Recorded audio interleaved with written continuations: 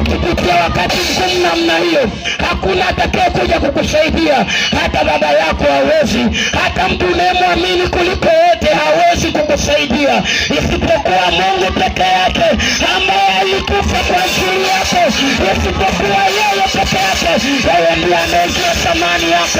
Yeye ndiye anayejua gharama aliyojitoa msalabani kwa ajili yako. Hawezi akakubali kitu alichogharamikia msalabani kiharibike. Hawezi akakubali kitu alichotolea gharama kiharibike.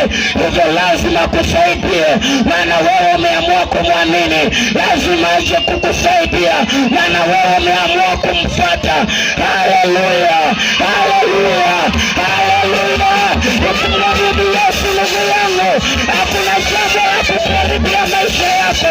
Ukimwamini Yesu leo, hakuna jambo litakalo kuangamiza, kwa sababu katika mauti yeye anatokea na anahukumu mauti. Haleluya, haleluya. Yeye ndiye anayemiliki uzima, hivyo hakuna atakayeondoa uzima ndani yako, kwa sababu yupo Mungu aliye hai. Haleluya. Mchapie Bwana makofi na vigelegele. Haleluya.